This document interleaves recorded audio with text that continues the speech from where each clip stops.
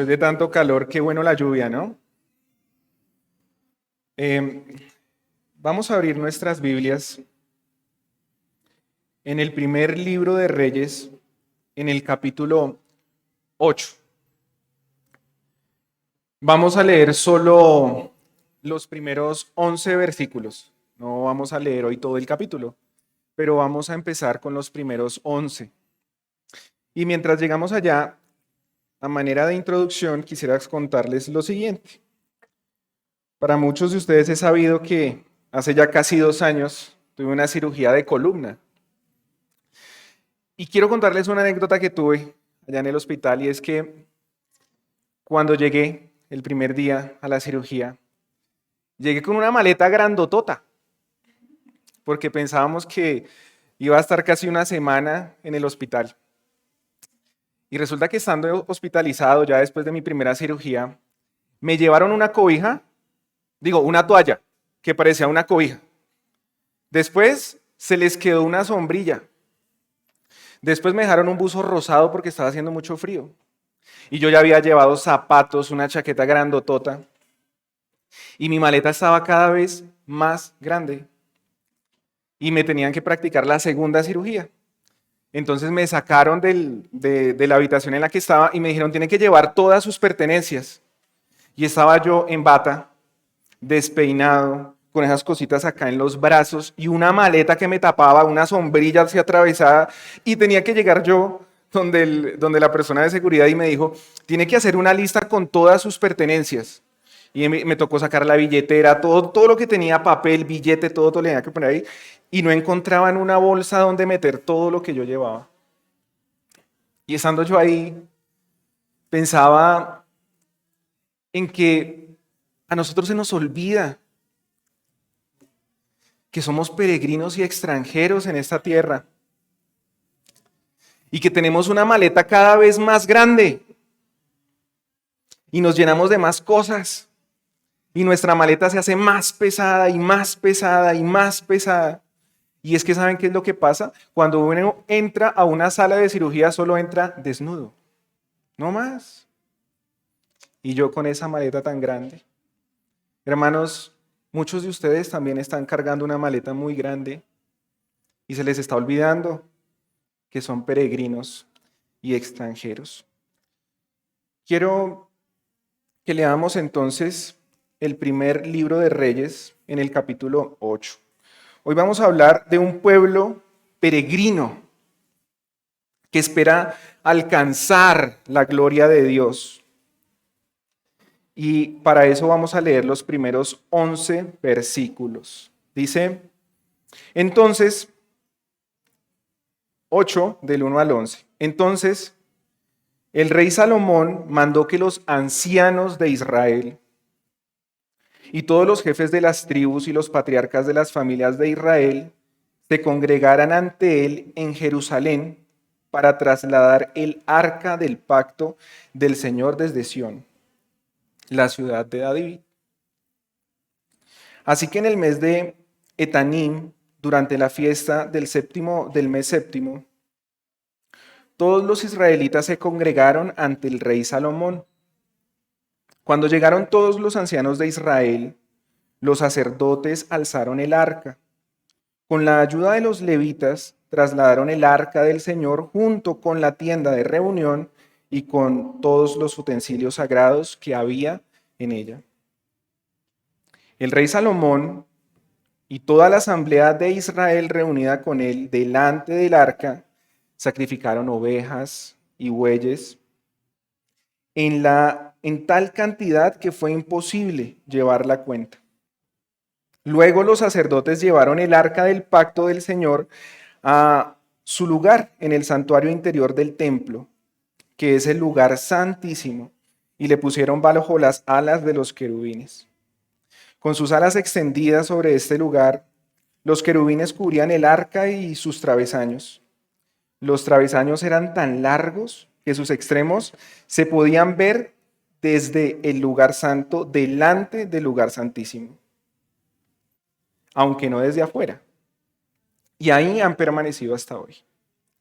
En el arca Solo estaban las 2 tablas de piedra que Moisés había colocado en ella en Horeb, donde el Señor hizo un pacto con los israelitas después de que salieron de Egipto. Cuando los sacerdotes se retiraron del lugar santo, la nube llenó el templo del Señor. Y por causa de la nube, los sacerdotes no pudieron celebrar el culto, pues la gloria del Señor había llenado el templo. Los invito a orar, Padre.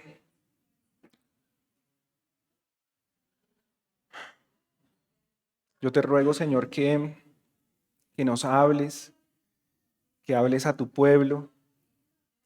No hemos venido a exaltar a los hombres, tampoco hemos venido a reclamar algo o a pedirte algo, Señor, a la fuerza, sino que hemos venido a escucharte, Señor, y te ruego que tu nombre, Señor, sea exaltado y el nuestro, Señor, sea humillado, Señor. Gracias, Dios mío, por tu palabra. Amén. Bien, entonces, si ustedes me acompañan 2 capítulos atrás, en el capítulo 6, en el versículo 38, van a leer lo siguiente. Dice: y en el mes de Bul, en el año 11, es decir, en el mes 8 de ese año, se terminó de construir el templo. Tengan presente ese número o ese mes. En el mes 8 se terminó de construir el templo, siguiendo al pie de la letra todos los detalles del diseño.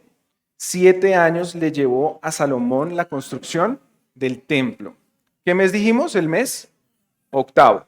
Ahora en el versículo 2 van a poner atención. Entonces vamos a mirarlo ahí. Dice, así que en el mes de Etanim, ¿no es cierto?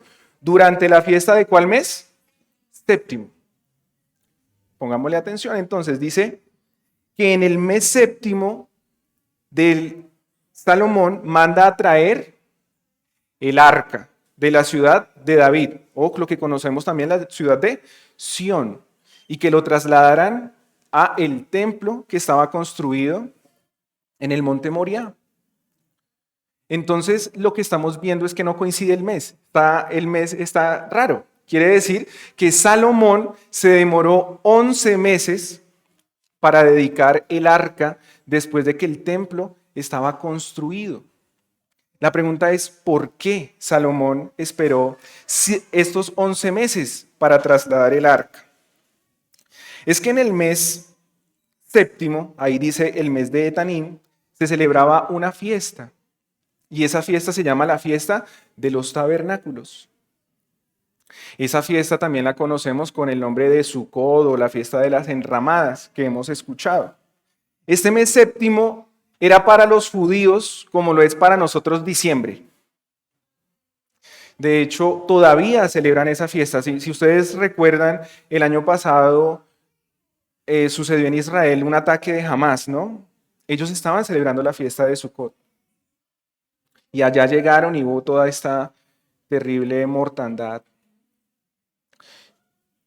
Y como es un mes de fiesta, una semana de fiesta, tenemos que pensar que los israelitas ya habían terminado el trabajo, su trabajo agrícola. Ya habían terminado de cosechar. Toda la gente estaba en ese tiempo de descanso, de paz, de alegría. Se celebraba la fiesta así. De hecho, en Levítico dice que van a celebrar esta fiesta con alegría. Y pues, ¿qué más alegría que usted terminar su año de trabajo, todo bien, recoger sus buenas cosechas, sembrar y que todo les vaya bien? Pues era un mes ¿de qué? De alegría. 7 días de fiesta. Y todos los israelitas tenían que reunirse en el lugar elegido por Dios. Las familias, a pesar de que ya tenían su casa, que ya tenían una casa construida, tenían que irse de camping por 7 días con la familia. Y tenían que estar allá en unas chocitas, en unas enramadas. Y entonces allá la familia, pues ¿qué hacían en ese tiempo? agradecer a Dios por sus cosechas, agradecer a Dios por su bondad, pero recordaban que habían sido ¿qué? Peregrinos y extranjeros rumbo a la tierra prometida, ¿verdad? Por eso celebraban esa fiesta. Y es que Salomón quiso usar el mejor símbolo. Por eso se esperó 11 meses. Piensen en este símbolo. El palacio ya estaba terminado, ¿no es cierto? El templo ya estaba terminado. Entonces él les estaba diciendo, ahora, en vez de tiendas, tenemos un palacio. Y ahora, en vez de un tabernáculo, vamos a tener un templo. Todo estaba construido, edificado, tenían cimientos fuertes, sólidos, así que la tierra ya no iba a ser más que peregrina, ya no iba a ser más extranjera. Ahora tenían un pueblo, una nación, una casa, un templo para Dios firme que no se iba a mover. Por eso Salomón espera esos 11 meses para celebrarla en esa fiesta. Durante 40 años el pueblo vivió en tiendas. Tuvieron que atravesar un desierto y en ese tiempo pasaron por pruebas muy difíciles. Pero por ese tiempo también fueron muy ingratos. Pero por ese tiempo también pecaron. Pero por ese tiempo que pasaron ahí fueron desagradecidos con Dios. Y entonces ese tiempo también les recordaba algo, que Dios permaneció fiel a pesar de que ellos fueron infieles. Entonces esa fiesta les recordaba que ya no eran peregrinos, que ya no eran extranjeros, que Dios les daba todo lo que necesitaban, Dios les daba todo el sustento que necesitaban y tras del hecho Dios había sido bueno a pesar de que ellos habían sido malos. Entonces también tenemos que recordar el arca, porque el arca también fue peregrina, el arca también fue extranjera con ellos. Cuando el arca llegó a la tierra prometida, fue, por decirlo así, de casa en casa. Cuando llegó a la tierra prometida, pasó de estar en Gilboa a Siquem. Cuando estaba en Siquem, se la llevaron para Silo. Cuando estaba en Silo, se la robaron los filisteos. Así que el arca fue extranjera.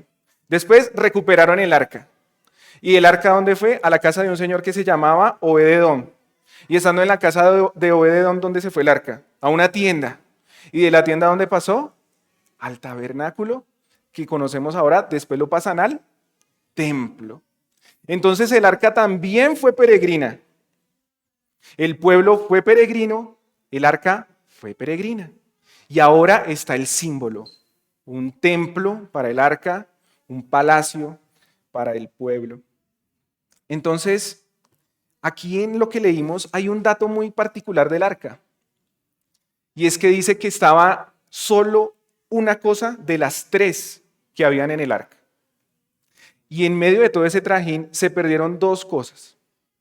Una urnita, una vasijita, una tacita donde guardaron el maná, ¿no es cierto? Y también en el arca había una vara, la vara de Aarón. Pero nos dice en este pasaje que solo habían las tablas de la ley. Y este dato es importante por una razón que tiene que marcar lo que es el Antiguo Testamento para nosotros. Lo que vemos son símbolos. Símbolos. Esto nos está diciendo que el templo, que el arca, que el tabernáculo eran símbolos que iban a desaparecer. Porque en Cristo se iban a cumplir. Porque Él es eterno, el Señor no va a decir, ya no tengo algo de mí, no. Me falta algo, no. Cristo es la manifestación, la realidad, la verdad de todo este simbolismo. Por eso se perdieron. Eso iba a desaparecer. El arca iba a desaparecer. ¿Dónde está el arca? Indiana Jones no la ha encontrado. Y habían películas buscando el arca, ¿no? No la encontró. Entonces, eso se perdió. El templo ahorita está en ruinas, o más bien está habitado por este tema musulmán. Entonces, cuando terminamos el pasaje que estábamos leyendo, dice que cuando finalmente los sacerdotes entraron al lugar santísimo con el arca, dejaron el arca ¿en dónde? en medio de dos querubines gigantescos que medían casi 5 metros de altura, con las alas extendidas en forma de querubines, y pusieron el arca ahí. ¿Y qué pasó inmediatamente? Pusieron el arca. ¿Qué dice ahí? ¿Qué leímos? Una nube.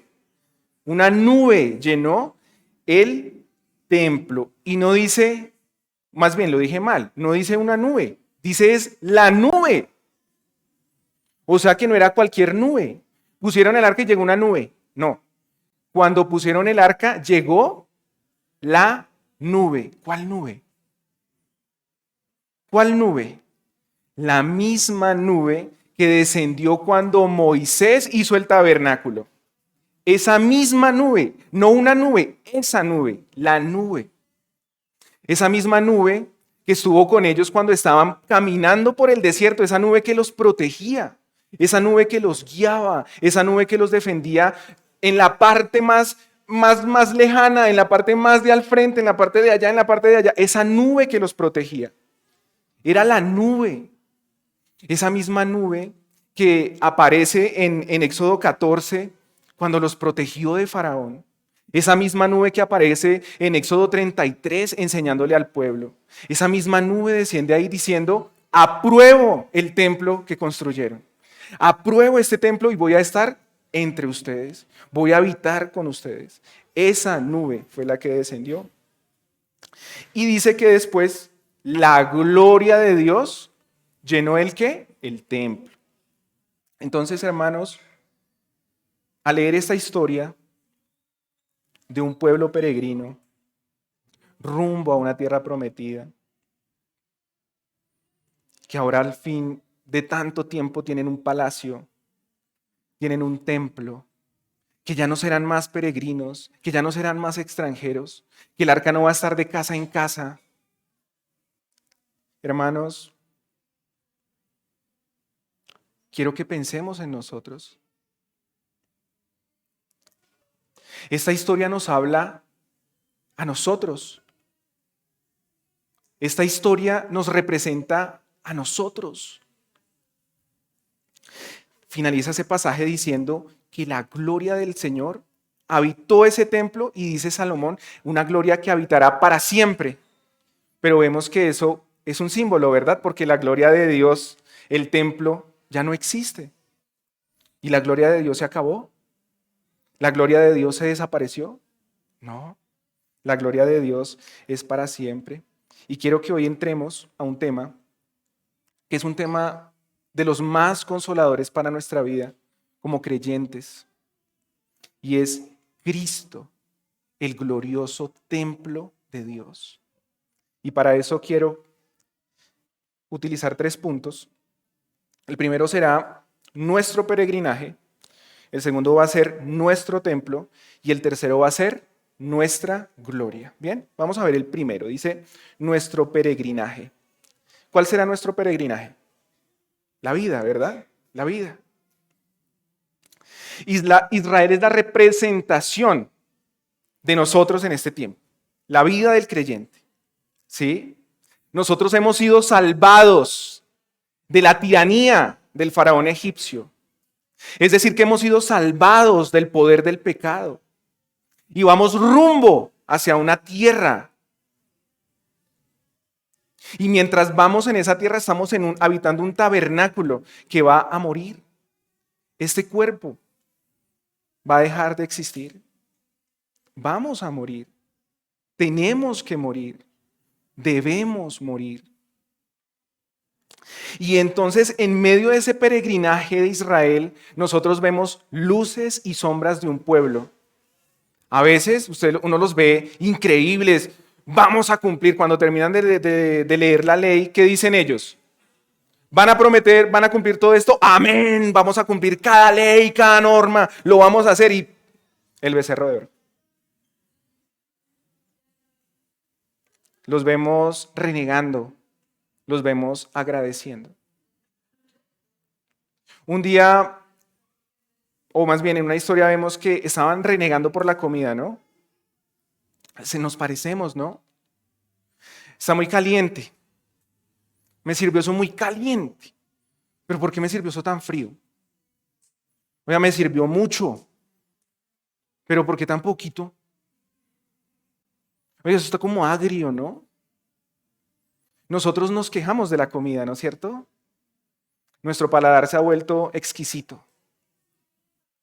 Y a Israel le pasó lo mismo. ¿Por qué este maná? ¿Por qué esta comida? ¿Por qué tenemos que comer este pan?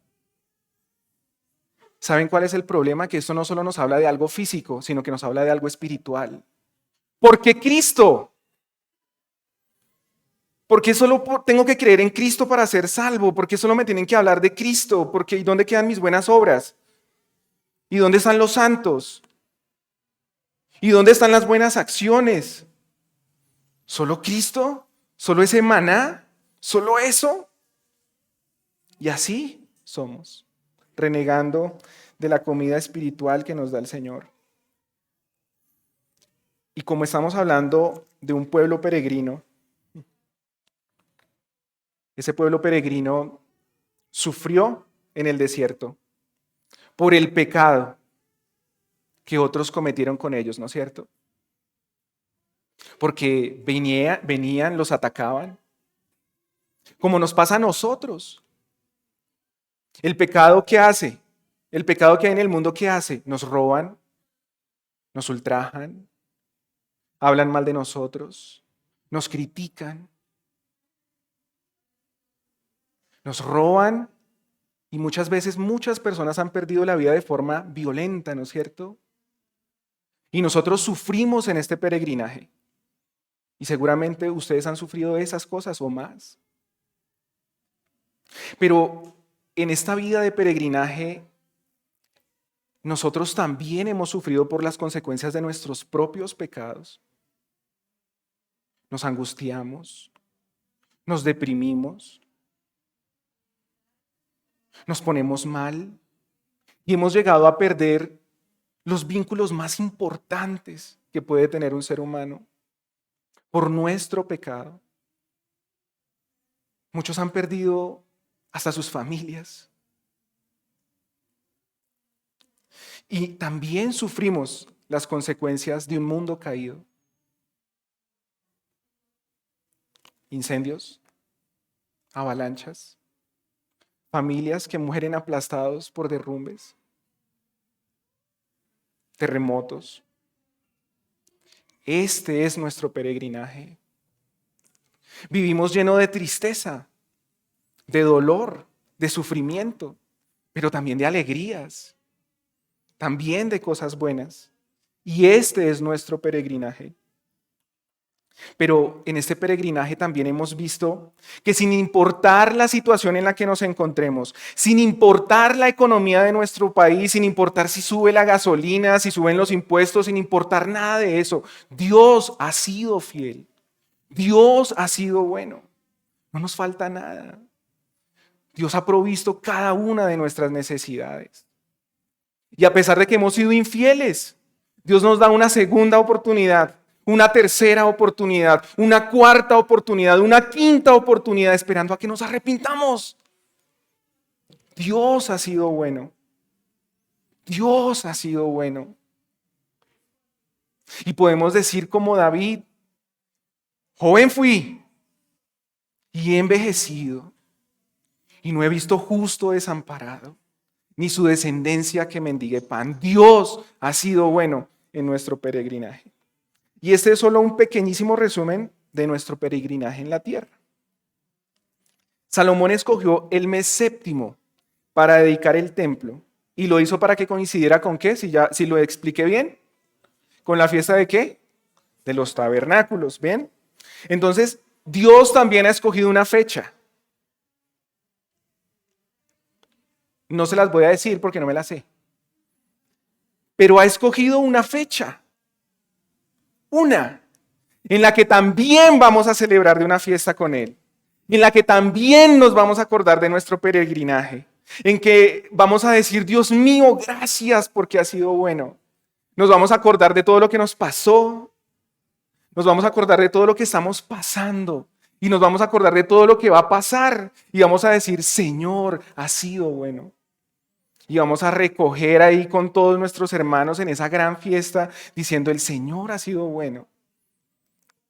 Qué hermoso que pudiéramos cumplir este simbolismo de la manera más perfecta, que pudiéramos entrar a esa fiesta en familia. ¿Qué decía? Que tenían que ir en familia, ¿no es cierto? Tenían que celebrar la fiesta en familia, el papá, la mamá, sus hijos. Dios quiera que eso sea cierto en nuestras vidas. Hermanos, hay algo que uno escucha en las oraciones y es, Señor, te ruego por mi hijo. Señor, te ruego por mi hija. Señor, te ruego por mi hermano. Señor, te ruego por mi hermana. Señor, es nuestra oración. Discúlpenme que pongo un poco sensible, pero es que tengo hijas y quiero que entren al cielo, quiero que entren a esa fiesta con mi Señor. Qué rico que ese simbolismo se cumpla en nuestras familias. Qué rico que entremos con mi mamá, que entremos con mi papá, que entremos con mi hermano, con mi hermana. Qué rico. Dios quiera que sea así. Y entonces, esto nos lleva a pensar en que en esa fiesta, que no sabemos cuándo es la fecha, será nuestro gozo. El Señor va a secar esas lágrimas que se me salieron. El Señor va a limpiar nuestro corazón de una manera tan perfecta, tan limpia, tan profunda. Ya no va a haber más muerte, no va a haber más dolor. Todas esas cosas no van a existir más. Porque Dios va a vivir con nosotros y seremos suyos para siempre. Y habitaremos en su templo. Y esto nos lleva al segundo punto, nuestro templo. Entonces yo dije que el templo de Salomón era solo un símbolo. ¿Y qué iba a pasar con ese símbolo? Que iba a desaparecer, iba a morir, eso iba a acabar, ¿no es cierto? Entonces, quiero que veamos un detalle y es que el verdadero templo, ¿quién será? ¿Quién es? Tenemos ahí como, yo no les voy a explicar eso porque eso es otro tema. Y toca estudiarlo más, el tema del templo, ¿no? Pero yo estoy que nos proyectemos hacia lo que dice Apocalipsis. El verdadero templo es Cristo, el Cordero de Dios, ¿bien? Allá vamos a llegar, pero para eso tenemos que explicar acá una cosita más, ¿bien? En el primer libro de Reyes, yo se los voy a leer, dice así, hablando del santuario que construyó Salomón. Dice, en el santuario interior, pensemos que Salomón está hablando del templo que construyó, ¿verdad? Dice, al fondo del templo acondicionó el lugar santísimo, recubriendo el espacio de 9 metros con tablas de cedro desde el piso hasta el techo. Junto al lugar santísimo estaba la nave central, la cual medía 18 metros de largo. No se afanen, suena raro, pero ya vamos a llegar a lo que significa. El interior del templo lo recubrió de cedro tallado con figuras de calabazas y flores abiertas. No se veía una sola piedra, pues todo era de cedro. Salomón dispuso el lugar santísimo del templo para que se colocara allí el arca del pacto. Entonces Salomón está hablándonos de un lugar que él construyó y era el lugar santísimo. Y termina diciéndonos que el interior del santuario medía 9 metros de largo por 9 metros de ancho y eran de 9 metros de alto. Pero resulta que Apocalipsis nos habla de un lugar igual, solo que más grande, grandototote, para que quepamos todos. Y dice Juan en Apocalipsis, el ángel que hablaba conmigo llevaba una caña de oro para medir las ciudades, sus puertas y su muralla. La ciudad era cuadrada, medía lo mismo de largo que de ancho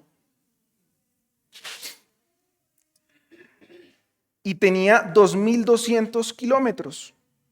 Su longitud, su anchura y su altura eran iguales. O sea que la ciudad santa que nos habla Juan y el lugar santísimo que nos habla Salomón son iguales en su forma. Son un cubo perfecto.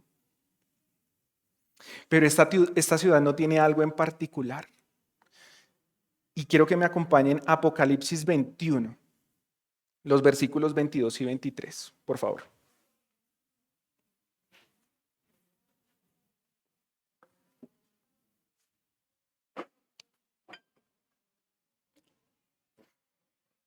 Dice, ¿ya estamos allí? Bien, listo. ¿Qué dice? Ustedes lo podrían leer y lo escuchamos todos, por favor, a la 1, a las 2 y a las 3.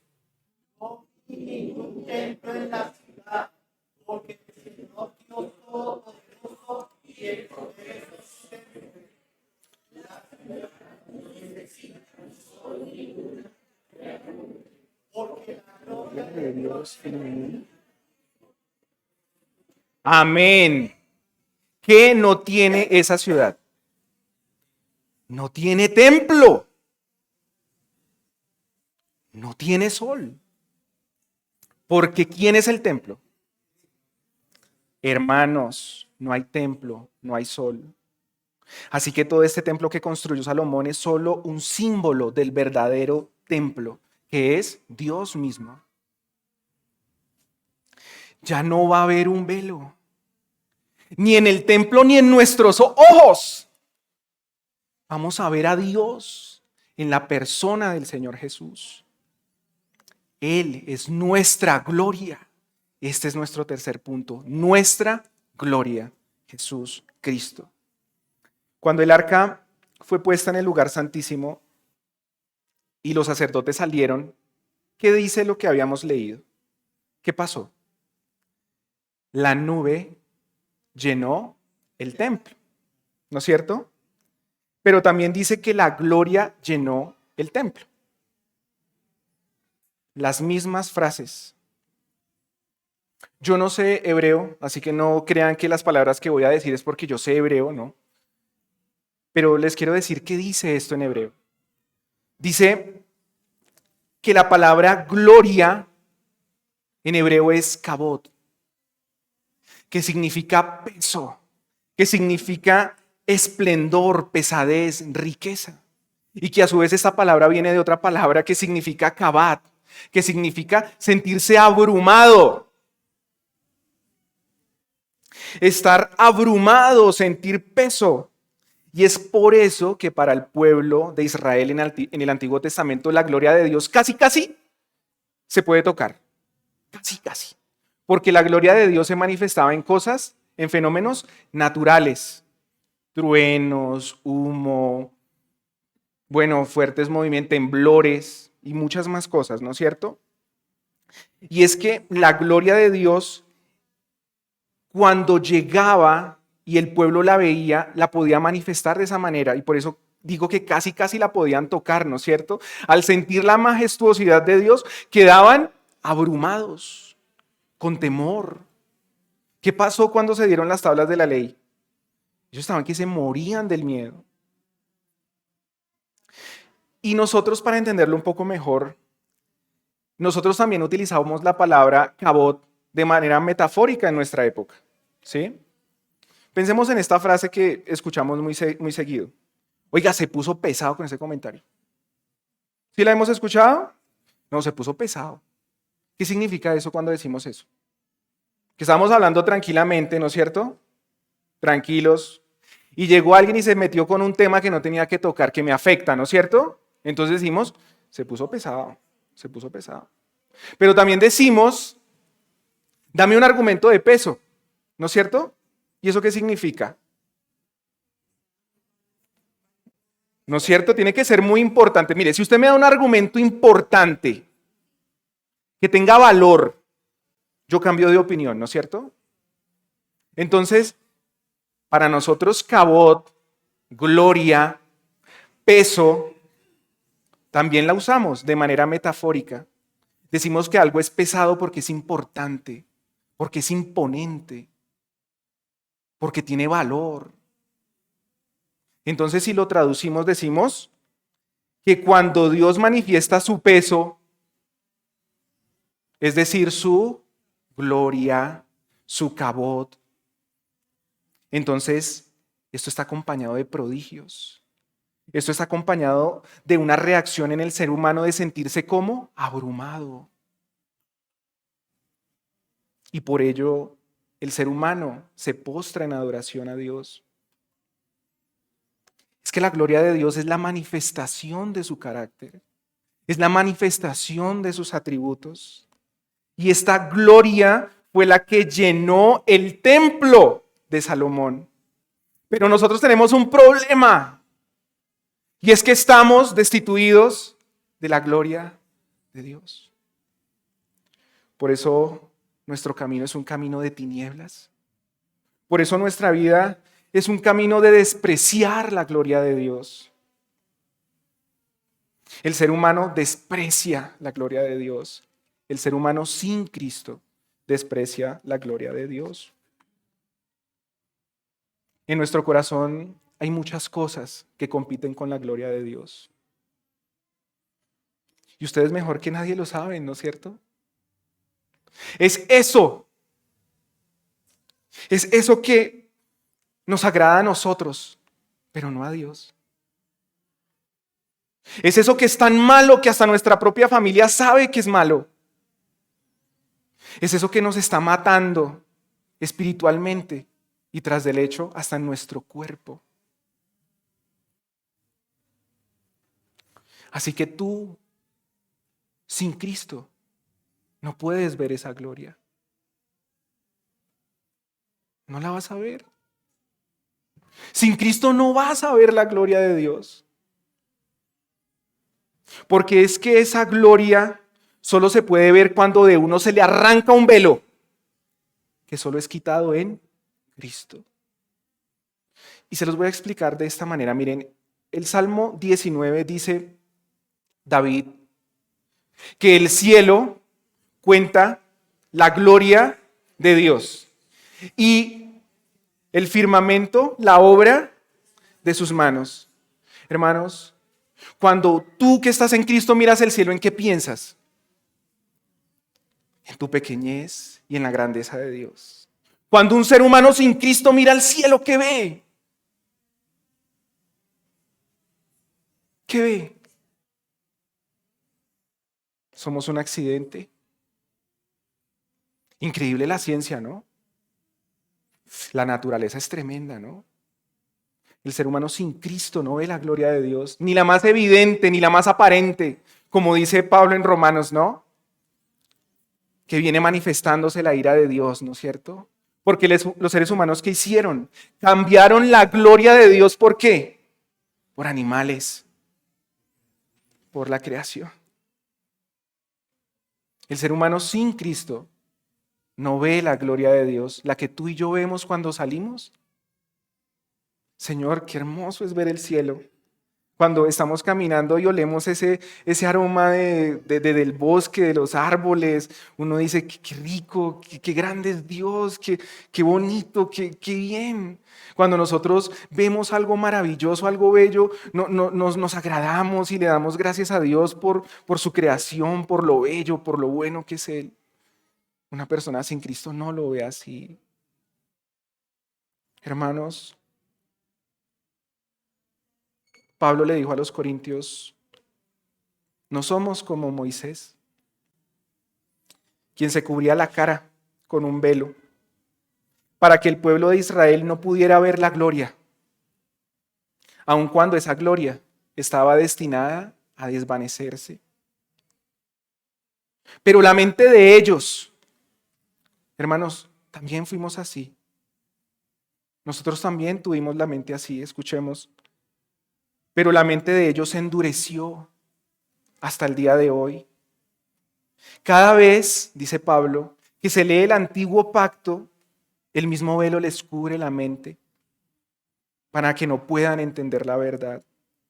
Y es que ese velo puede quitarse solamente al creer en Cristo. Sigue diciendo Pablo, efectivamente, incluso hoy en día, cuando leen los escritos de Moisés, tienen el corazón cubierto con ese velo y no comprenden. Hermanos, ese velo solo se puede quitar en Cristo. Si tú no estás en Cristo, no vas a ver la gloria de Dios. El pueblo de Israel, cuando estuvo hecho su palacio, cuando el templo fue terminado, disfrutó de una fiesta que duró 7 días. En esa fiesta recordaron la fidelidad de Dios, agradecieron por todo lo que habían recibido, recordaron que habían sido extranjeros, que habían sido peregrinos y disfrutaron de la gloria de Dios que llenó el templo. Tú y yo también estamos invitados a esa fiesta para que recuerdes con alegría tu pasado. Hermanos, pero esa vida cristiana, esa vida nueva, esa vida abundante, la podemos vivir desde ya. Solo que en ese momento va a ser pleno, en una gran plenitud. Y si tú estás seguro de que vas a entrar a esa fiesta, hermanos, adoren al Señor, exalten al Señor, alaben al Señor. Pero si tú no estás seguro de participar en esa fiesta, de ver la gloria de Dios, yo quiero que escuchemos lo que termina diciendo Pablo. Porque Pablo empieza diciendo que por ese velo no podemos ver la gloria. Pero hermanos, hay una forma, hay una manera, una única solución en la que ese velo va a ser quitado.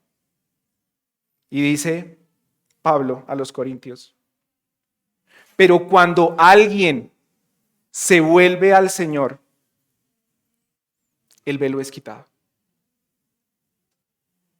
Hermanos, cuando alguien se vuelve al Señor, el velo es quitado. Pues el Señor es el Espíritu.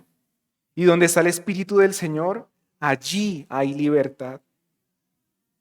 Así que todos nosotros, a quienes nos ha sido quitado el velo, podemos ver y reflejar la gloria del Señor. Y el Señor, quien es el Espíritu, nos hace más y más parecidos a Él. A la medida seremos transformados a su gloriosa imagen. Hermanos, nosotros, aquel que se haya vuelto al Señor y ese velo le haya sido quitado, va a ver esa gloria maravillosa. ¿Y saben quién es esa gloria? El Señor de gloria. Él es nuestra gloria. ¿Saben qué dijo Pablo? Digo Pablo, yo voy a pensar en Hebreos y dije Pablo, pero Hebreos dice Dios, que de muchas formas y de muchas maneras nos ha hablado por medio de que de todo, de profetas, de ángeles. En estos días finales nos ha hablado por medio de ¿quién? De su Hijo. A este lo designó heredero de todo y por medio de él, ¿qué hizo? El universo. Isaías, ¿qué dice? Que toda la tierra está llena ¿de qué? De la gloria de Dios. Y dice ese pasaje, el Hijo es el resplandor de la gloria de Dios, la fiel imagen de lo que Él es. Y Él es el que sostiene todas las cosas con su palabra poderosa. Hermanos, Cristo es el resplandor de la gloria de Dios. Hermanos, amigos, siempre decimos y citamos acá que Dios nos ruega. Somos nosotros los que predicamos, los que les rogamos, los que les decimos, vuélvanse a Cristo. De pronto ahorita no les preocupa porque otra cosa es su gloria. Lo más hermoso que el ser humano podrá contemplar es la gloria de Cristo. Lo más precioso que nosotros vamos a poder ver es al Cristo de gloria. Todos nuestros anhelos están en Él. Todo lo que más deseamos es Él. Todo lo que más queremos es Él. Él es. Hemos visto nuestro peregrinaje. Hemos visto quién es nuestro templo y hemos visto quién es nuestra gloria. Yo les invito a que se pongan de pie, por favor.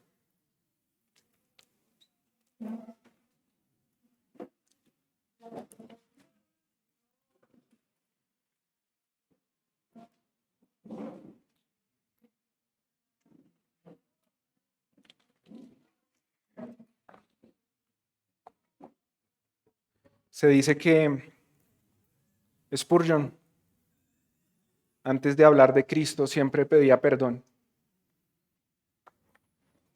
Y yo creo que todos los que predicamos sabemos por qué. Hablar de Él es imponente. Nunca podemos transmitir todo lo que queremos transmitir.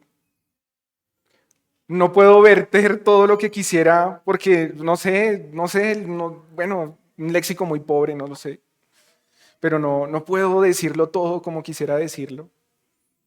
Hermanos, creo que como Spurgeon tengo que decir perdón, porque no pude decirles todo, porque no pude transmitirle lo que es Cristo, quién es Él, o su gloria, su esplendor. Pero, hermanos, amigos, en serio, que si vamos a estar en esa fiesta, alegrémonos, en serio. Y si no, volvámonos al Señor. Padre, gracias por tu Hijo Jesucristo. Gracias porque a pesar de este peregrinaje que llevamos, Señor, llenos de luces y sombras, tú has sido fiel, Señor. Gracias porque nos espera un templo maravilloso, Señor, donde tú vas a estar, donde tú vas a habitar entre nosotros, Señor. Y gracias porque tú eres nuestra gloria, gloria que veremos, Señor, en la persona de nuestro Señor Jesús.